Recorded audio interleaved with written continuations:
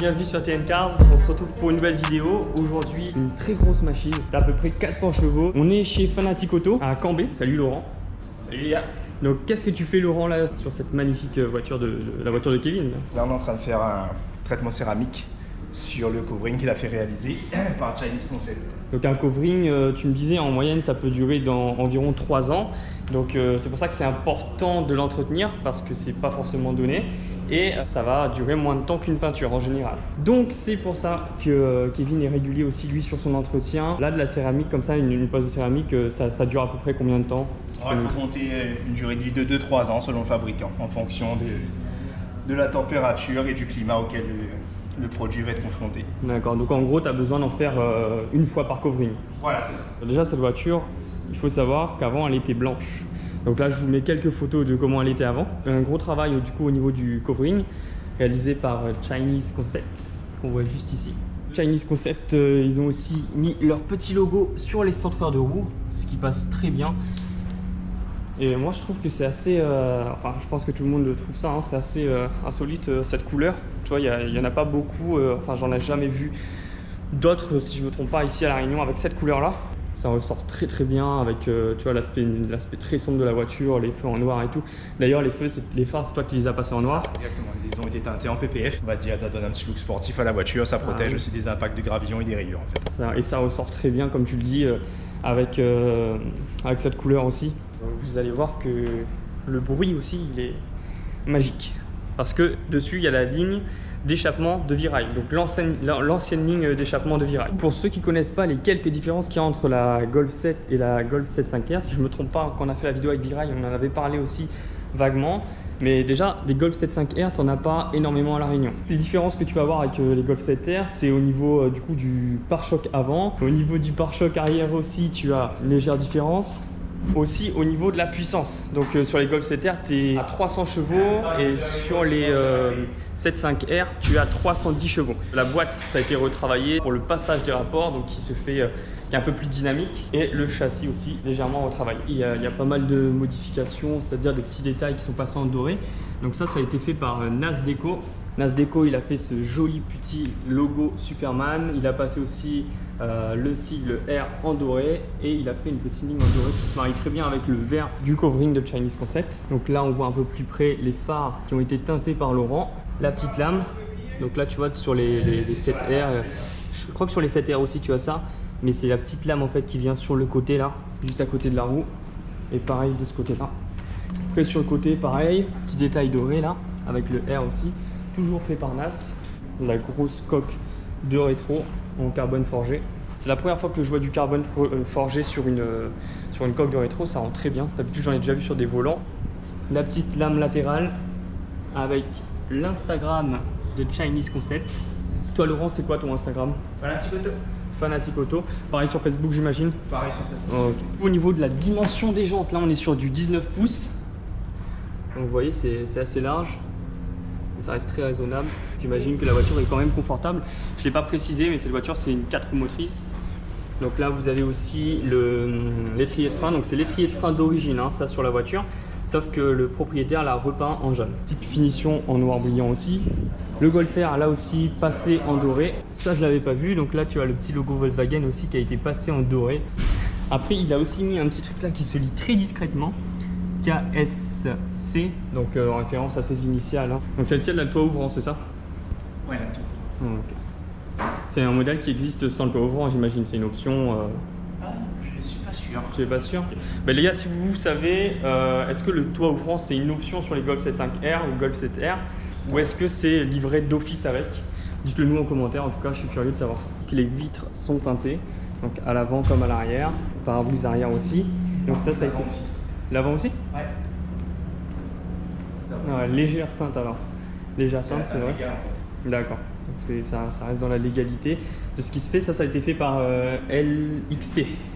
Donc effectivement, maintenant on peut teinter les pare-brises avant, parce que depuis qu'on a les teintes légales, c'est difficilement décelable. Donc du coup, on préfère teinter le pare-brise à l'avant, à la demande du client toujours, puisque si on fait toute la voiture et pas le pare-brise, ça revient voilà, à mettre la clim dans une chambre et laisser une fenêtre ouverte, puisque c'est la plus grosse déperdition de chaleur qu'il va y avoir dans la voiture. Ouais, c'est sûr. Ça va empêcher la décoloration de tableaux de bord, qui sont dus aux UV.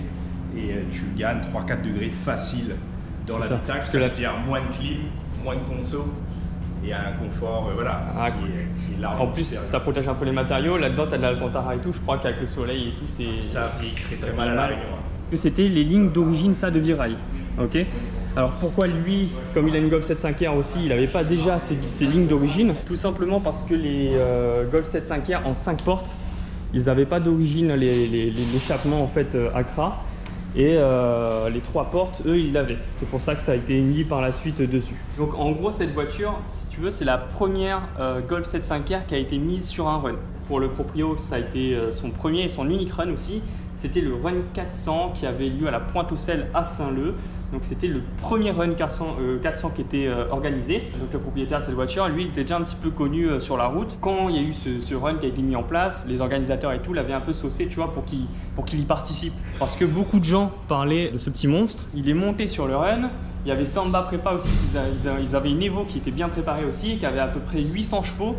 Et si je ne me trompe pas, c'est eux qui avaient fait un des meilleurs chronos. Et justement, Kevin, lui, avec sa Golf 7.5R, il était venu, il s'était essayé aussi. Il m'a dit il avait les sièges enfants et tout derrière, rien de dévidé. C'était toujours dans sa configuration daily, la voiture. Il y avait déjà quand même quelques pièces, les pièces qu'on va voir quand je vais ouvrir le capot. Si on compare avec la Evo de Samba Prépa, il était au même temps sur le 400 mètres, au millième près.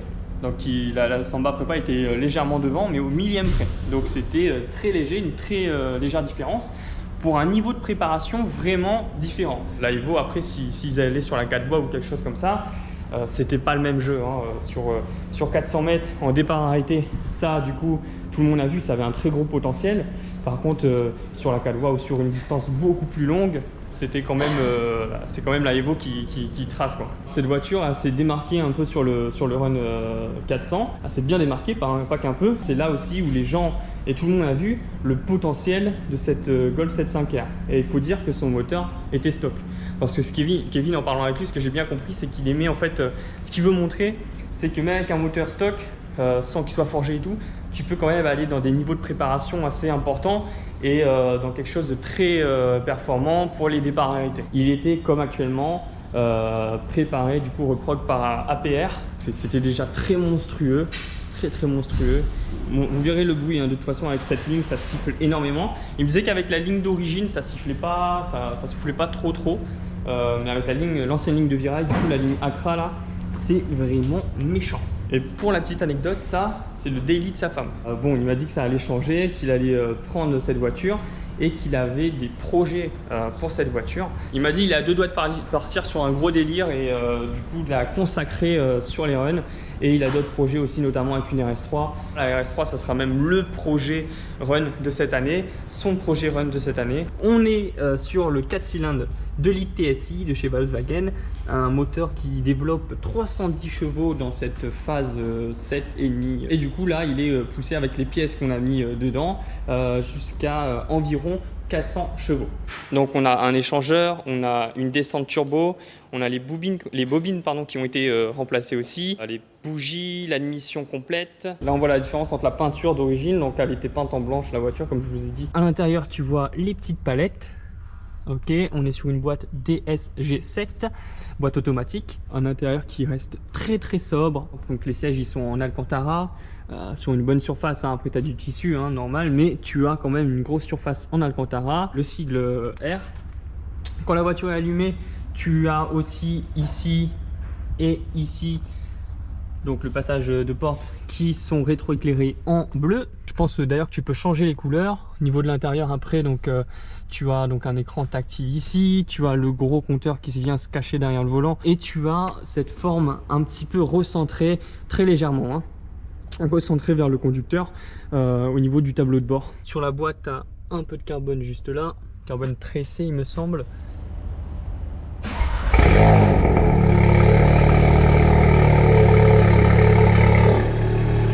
Cédric, let's go. Donc on va découvrir ensemble cette Golf 7.5R, ce que ça vaut un peu sur la route. Je suis pas un pilote, je vais pas piloter comme un dingue, je vais pas du tout l'exploiter à fond. Je ressors là. Mais on aura quand même un aperçu de ce que ça vaut un petit peu en termes de bruit et d'accélération quand même. Bon les frérots, là je peux changer le mode en appuyant sur ce petit bouton. J'étais en mode race parce que là on a fait un petit peu. Là je suis en mode normal. Hop, je suis en mode normal. On va déjà vous montrer ce que ça donne un petit peu. Et c'est bien parce que la voiture est pas trop rabaissée. Je sais même pas si. Je crois même pas qu'il est rabaissé. Cette voiture ça reste le délit de sa femme. Donc ça reste quand même une voiture confortable, ça se sent. Et avec laquelle tu peux faire de la route tous les jours. Tu es en normal et tout, ça fait pas énormément de bruit. Après, même en mode normal, si tu, par contre tu accélères un peu,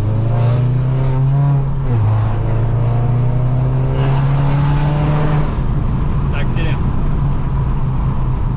Tu vois, donc même en mode normal, tu peux quand même t'amuser, hein, franchement. Donc là, je vais sans plus tarder appuyer sur ce petit bouton, mode normal, mode race. Tu entends direct, ça change de rapport, tu vois, ça rétrograde. Même sans rouler vite, la sonorité elle est décuplée. Et le gros changement il est à ce niveau là.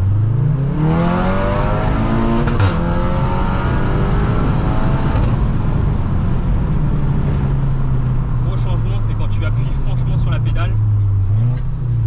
Le passage de rapport il est brutal. Le bruit il est incroyable.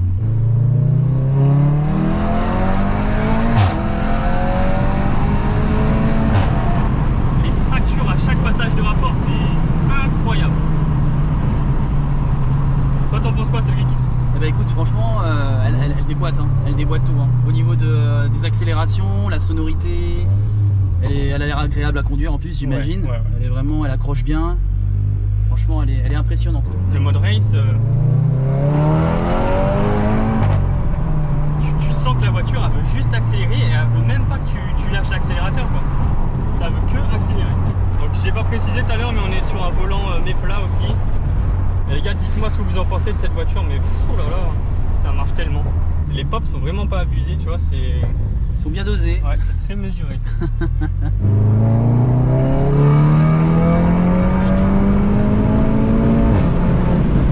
Ça c'est ce qui s'appelle s'insérer en fait.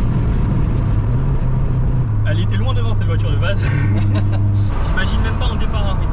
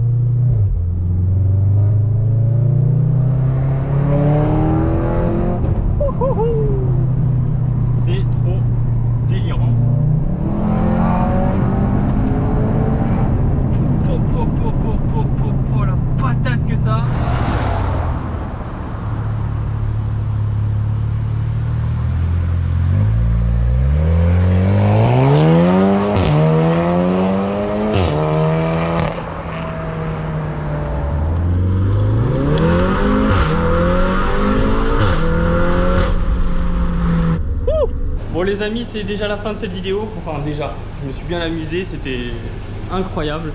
Ça marche du tonnerre et comme je vous l'ai dit, hein, avec un vrai pilote dans les mains ou même avec le proprio, ça aurait été encore différent, l'essai ça aurait été encore plus monstrueux. Parce que voilà, j'essaie d'être raisonnable quand même dans ce que je fais. Je valide à 200% cette bête. Encore merci Laurent de nous avoir accueillis. Donc tu viens de me péter les tympans avec ça, on va pas forcément le dire, mais voilà. C'est ça. Mais magnifique. Bah d'ailleurs les gars, si vous voulez qu'on présente ça aussi, n'hésitez pas à nous le mettre en commentaire.